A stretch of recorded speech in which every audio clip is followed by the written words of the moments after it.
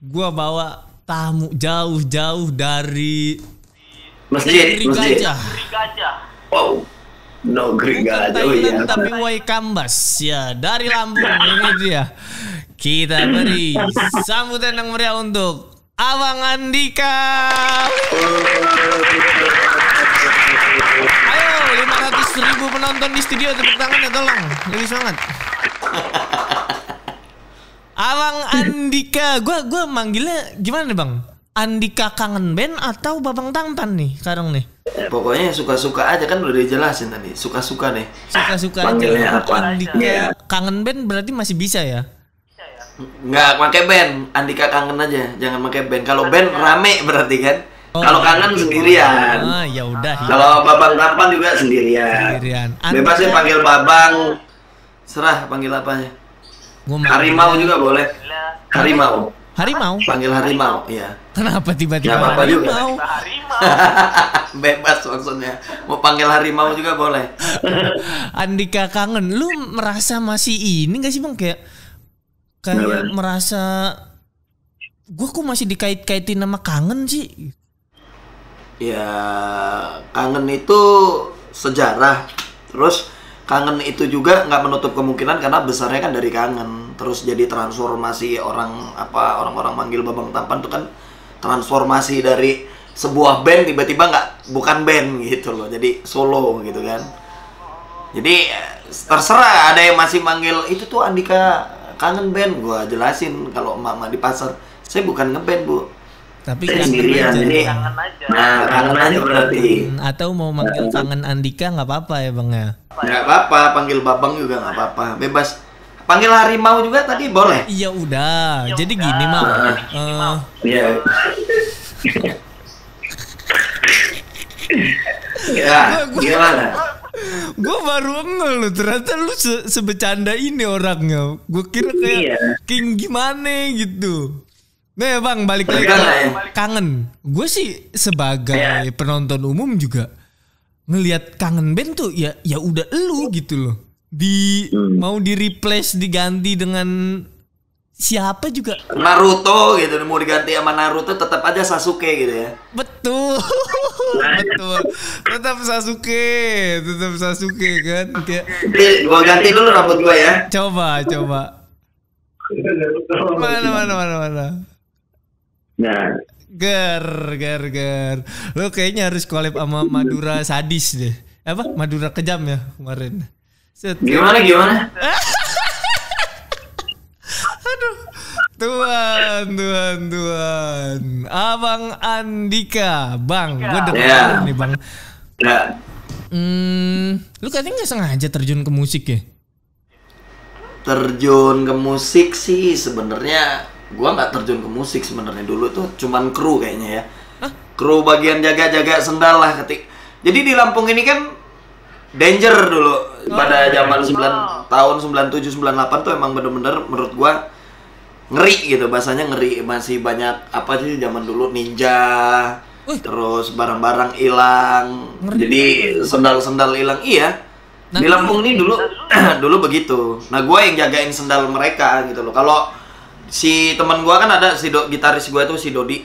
Nah, jadi kalau Dodi itu latihan, jadi gua yang jaga sendalnya di luar gitu. Gua bagian jaga sendal, benar sedih ya.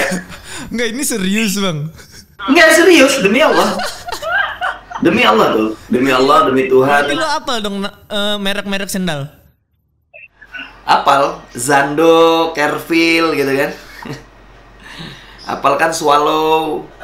Ya ininya perubahannya jauh banget dong Bang. Dari orang yang udah bukan di belakang panggung, itu mah di luar panggung kan. Iya, gelandangan panggung sebenarnya. Gak kelihatan panggung, tapi tiba-tiba jadi orang yang di atas panggung terus paling depan gitu. Gimana itu? Hoki kali ya. Hoki, kalau gue berpikirnya mungkin satu hoki, kedua kan rencana Tuhan lebih indah dari manusia biasanya. Kita nggak tahu, maksudnya gue nggak akan tahu kalau gue bakalan jadi begini gitu. Tapi ya semua kan balik lagi gue syukurin apa yang dikasih Tuhan, gue jalanin, gue syukurin dan nggak ngeluh gue gitu. Apapun itu. Dari Gitu. jaga sendal ya udah jaga. Tapi ketika jaga sendal emang udah ada ambisi kayak gue pengen main musik nih. Males gue Iya, ngapain pengen. sendal mulu gitu. Gua kan kalau di orang latihan tuh gua ngintip, kan ada kaca tuh biasanya tuh kalau di studio kan untuk ngintip itu. Wah, kapan gua jadi penyanyinya? Gua jaga sendal orang terus, Bro.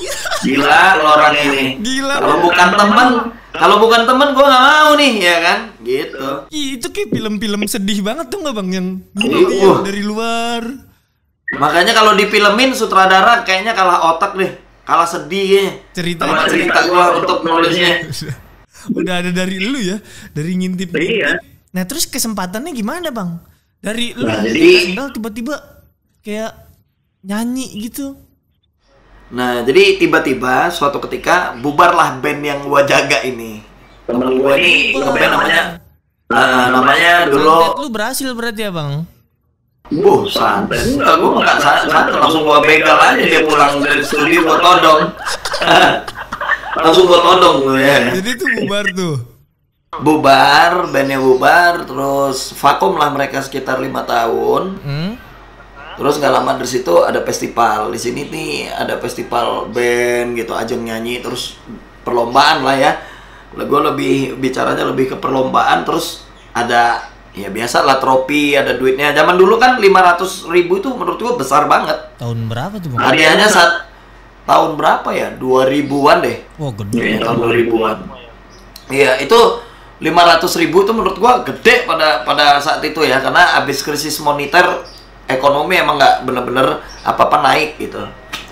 Jadi ada festival pelajar, gua coba daftar, ikut, terus gua panggil lu Dot, gua udah daftar nih. Gila lu daftar kok nggak ngomong-ngomong gitu kan maksudnya. Lu daftarnya sendiri?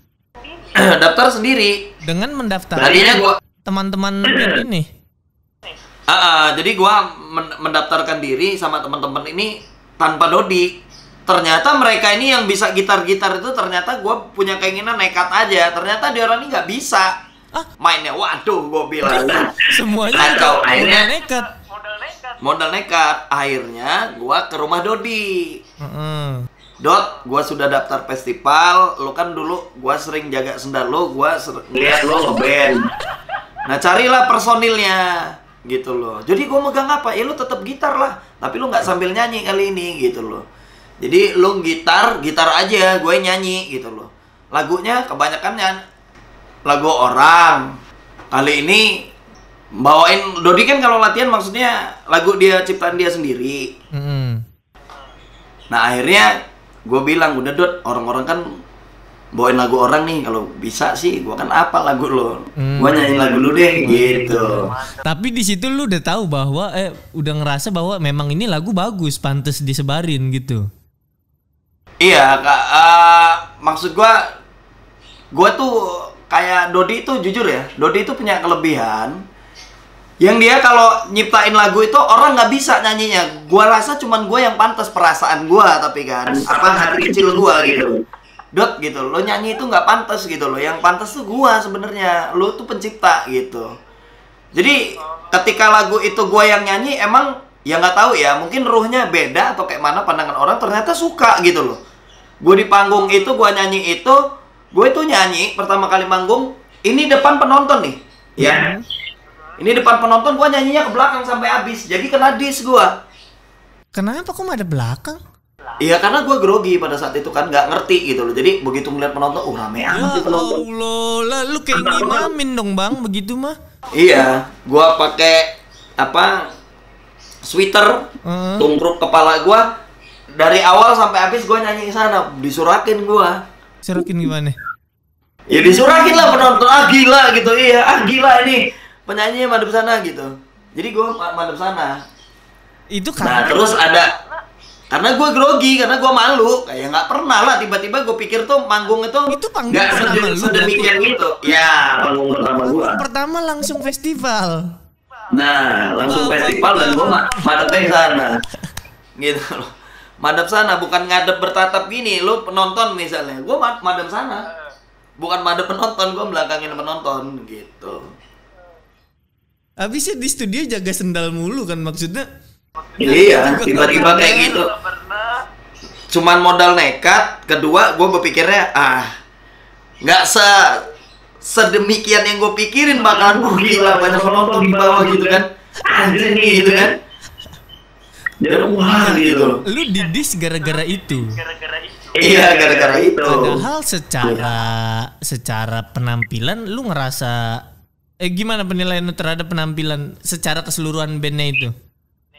Kalau gua sih waktu pada saat festival itu kan anak-anak band datang bawa gitar, datang bawa drum, ya biasa lah anak-anak orang kaya kan bawa stick. Di samping gua tuh udah main gua di sampingnya itu cuman gini nih, duduk ngerapetin dengkul gua sama dengkul gua gini. Ya Allah. Bisa nggak gitu doang. Pertanyaan gua. Ada keringet dingin. Iya, gitu maksudnya. Ternyata kayak gini ya, nyesel juga gua ngambil ini gitu. Nih kacau nih gitu. Gue bilangnya. Sebelumnya lu pernah nyanyi nggak bang? Mungkin latihan nyanyi gitu. Ya gue jujur aja kalau nyanyi, gue pernah nyanyinya di radio. Maksudnya dengerin radio gitu kan. Zaman dulu abis denger radio terus gue ikut nyanyi gitu kan maksudnya. Nyanyi-nyanyi di kamar lah gitu. Kalau untuk nyanyi gue ditonton orang baru itu gue ngerasa kayak topeng monyet nih gue. Ditonton orang rame di atas panggung ini gitu. Berarti bisa dikatakan pengalaman pertama lu fail ya, gagal. Iya, gagal. Nah, tapi gimana bang, lu cara mengatasi kewas-wasan lu terhadap begitu tuh, kok bisa lanjut terus? Nah, gue jelasin. Tiba-tiba ada teman gue 4 orang, lu itu tadi bagus suaranya, kenapa lu madep sana? Nah, coba lagi gue akhirnya. Gitu loh. Ada festival lagi namanya Festival Wali Kota pada saat itu. Wali kotanya siapa lah dulu? Ya, lebih gede hadiahnya. Akhirnya gue ikut lagi dengan catatan bodoh amat lah, bismillah terabas kongkol nih gitu kan. Madep depan. Udah gue bener-bener nekat nih gitu kan. Begitu gue nyanyi, ternyata yang kedua gue juga kena dis juga. Coba. Kenapa lagi? Sekarang penontonnya madep Bingung kan? belakang. Nah, kapan madep depan gue kena dis. Kenapa coba yo? Lo aja bingung kan? Iya. Nah, ternyata begitu gua manggung kedua, orang-orang itu apal di bawah panggung, ikut nyanyi. Jadi gua nggak mau nyanyi tuh, separuh gua kasih penonton aja karena mereka apal. Tiba-tiba kena dis. Andika di sini, Kangen Band di sini sebagai peserta festival, bukan bintang tamu. Oh. Ternyata bintang tamunya sama Kangen Band pada saat itu banyak lah yang orang tahu lagu Kangen Band daripada bintang tamunya pada saat itu. Jadi gitu, brother. Gitu. Itu kayaknya Didis pesanan bintang tamunya deh. Iya. Wah, ini lebih rame dari gua. Tolong Didis nih Kangen Band nih. Peserta gitu kan. Bang, kok bisa apal sih lagunya? Maksudnya penyebarannya gimana, Bang? Nah, jadi ketika gua ikut festival pertama, itu ada yang ngerekam juga rekod. Ternyata kita itu dapat CD pulangnya. Seminggu dari situ tuh dapat PCD, PCD-nya tuh video. Video kita nyanyi-nyanyi festival gitu. Ternyata video itu viral, lagunya kemana-mana, ke angkot lah, kemana, ke sini, ke situ. Gua nggak ngerti sebenarnya.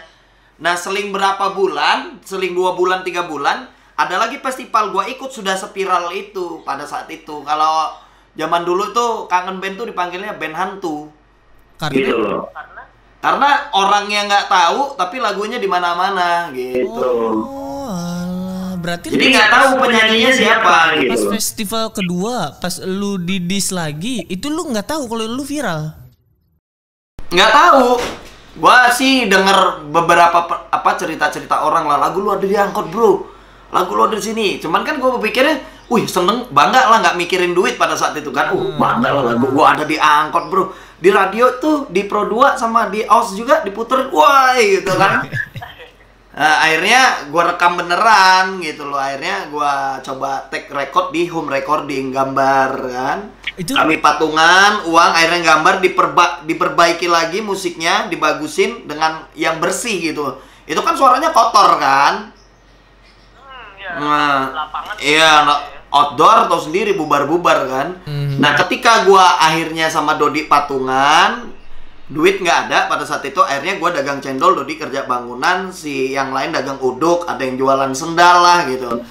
Ngumpulin uang untuk ngerekod yang lebih bersih dengan catatan, jangan-jangan kalau kita rekaman lagu baru dengan yang lebih bersih mungkin hasilnya lebih ini. Ternyata kumpulan dari uang itu berhasil untuk kita ngerekod lebih banyak bukan ke angkot-angkot, itu kemana-mana sampai ke Pulau Jawa, kemana-mana lagu itu gitu. Bang, itu lagunya lagu yang mana ya bang?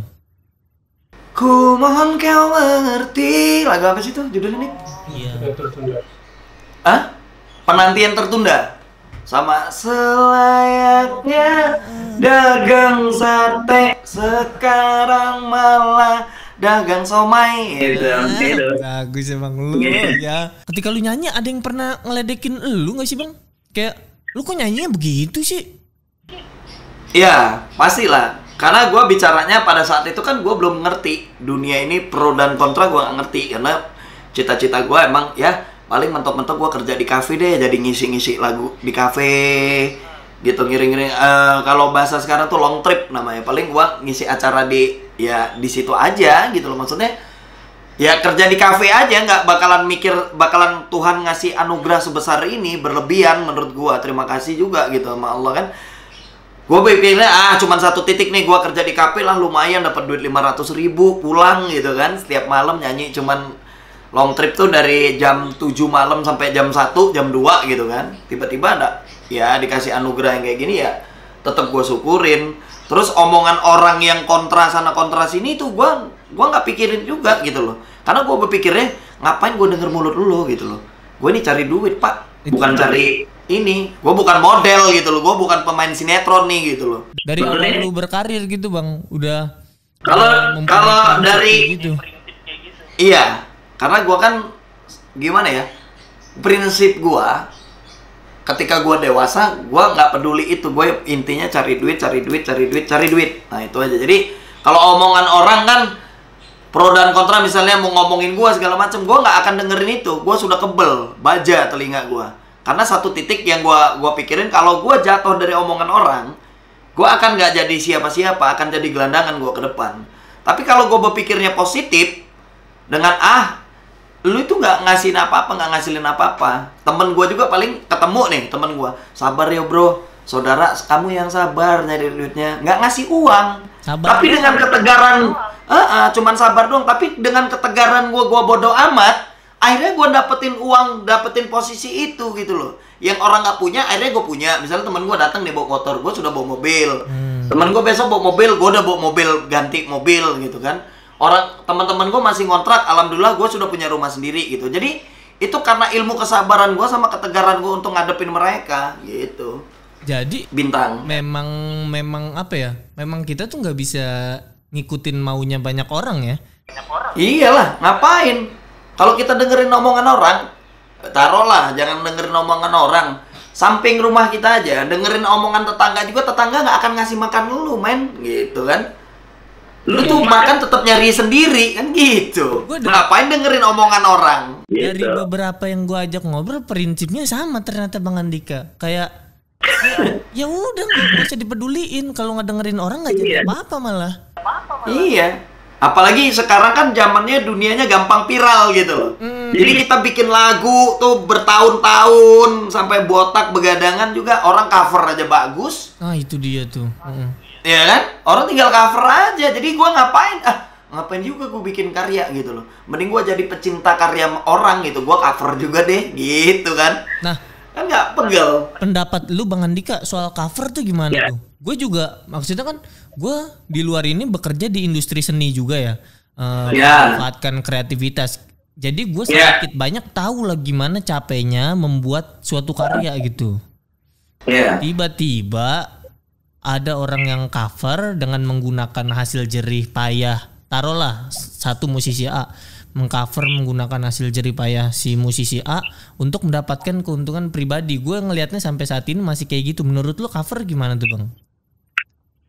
Kalau gue sih kan nggak bisa memposisikan si A atau si B.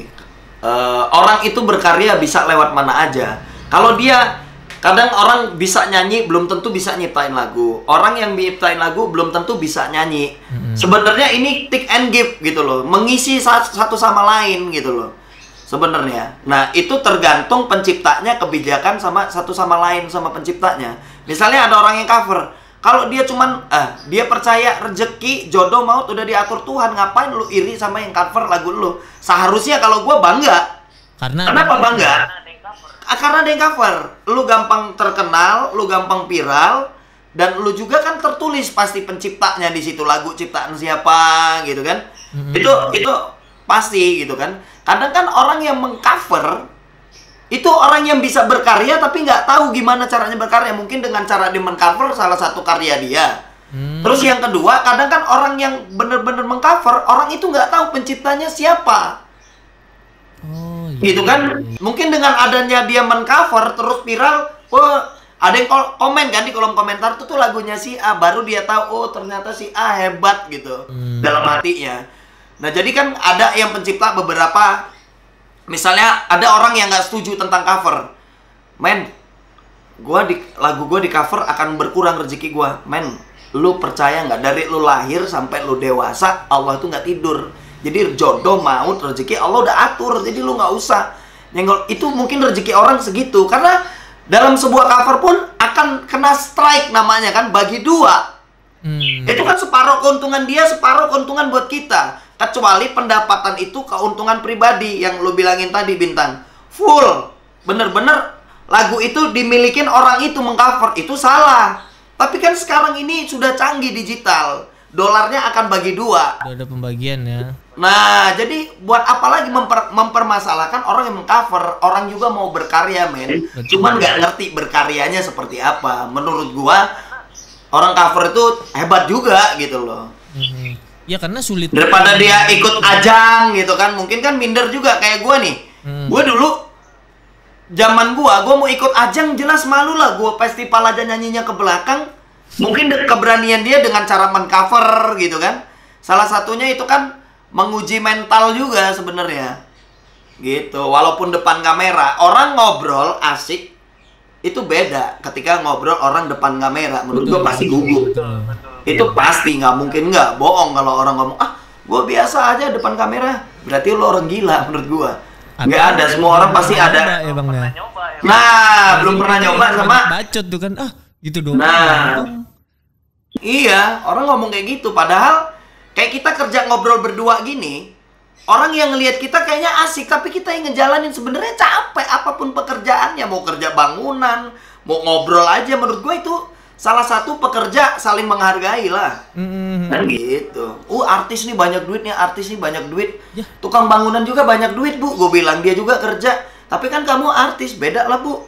Itu kan namanya aja artistik. Tapi kalau kerja bangunan, misalnya orang kerja bangunan, panggilnya bangunan juga kan kerja juga. Ini cuma nama pekerjaannya aja yang beda. Ini kerja bangunan, ini kerja, ya gitulah. Maksudnya dengan posisi oke lah disebut oleh mereka artis, kan kita juga kerjanya ya nggak yang gampang juga kan Bang. Iya, kita juga manusia, ada pro dan kontra, ada kadang ada hinaan, kadang salah ngomong, kadang salah sebut. Mereka menganggap branding kita diserang-serang ya. Nah, itu dia orang taunya pas kita sudah enak. Wah, lu tuh saik bro, lo ajib lu, sokin dong, lu kaya nih lah, alah udahlah, pegel. Pegel. Kenapa Bang? Ion Plus Smart Friend. Oh, yang mulai 20.000 dapat bonus kuota mingguan total hingga 52 GB selama setahun. Iya, baca gua. Bentar Bang Andika, ada iklan. Silakan. Yang nonton gak usah banyak bacot lu, nonton gratis gak mau iklan. Bentar ini ada iklan. Setuju lu.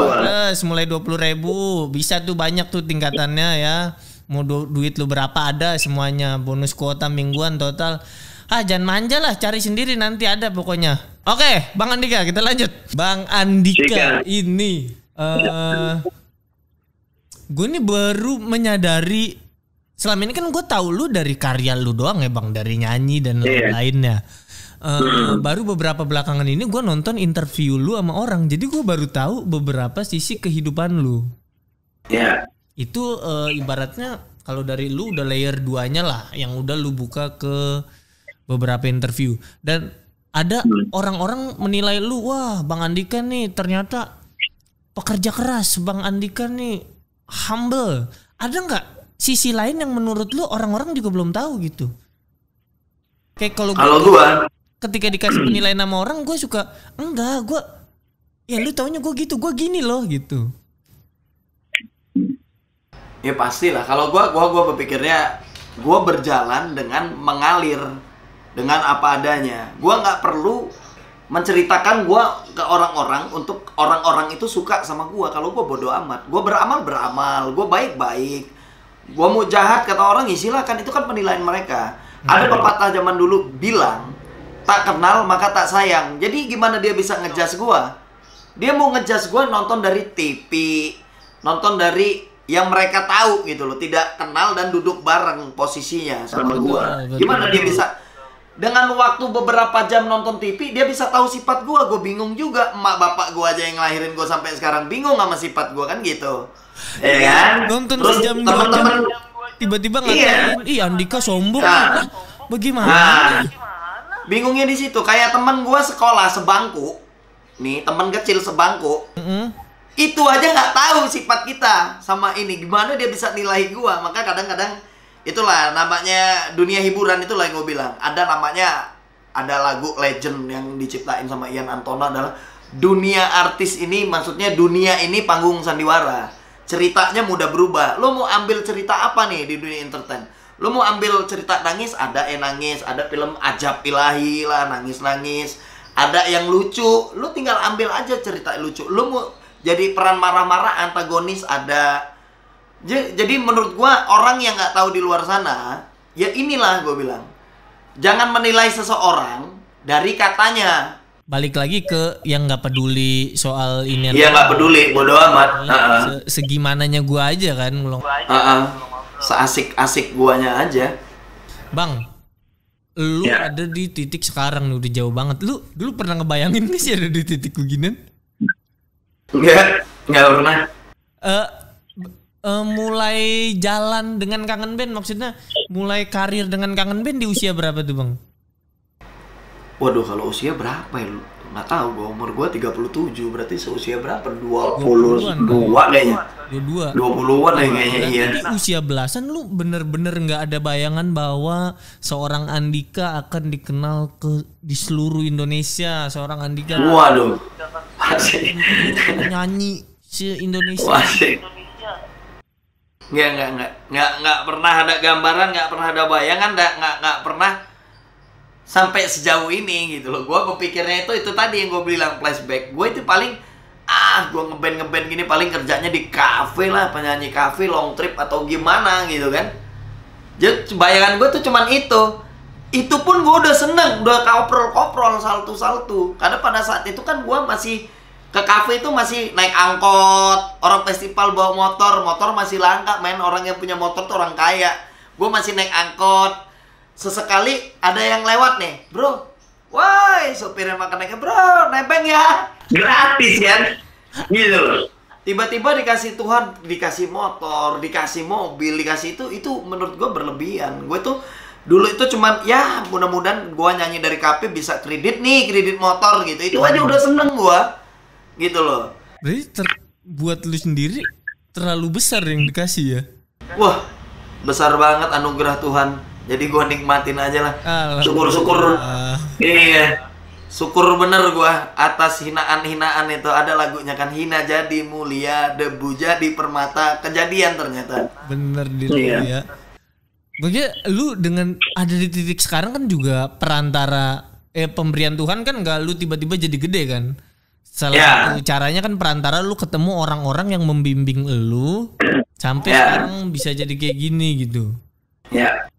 Siapa bang di antara mereka semua orang yang udah hidupnya?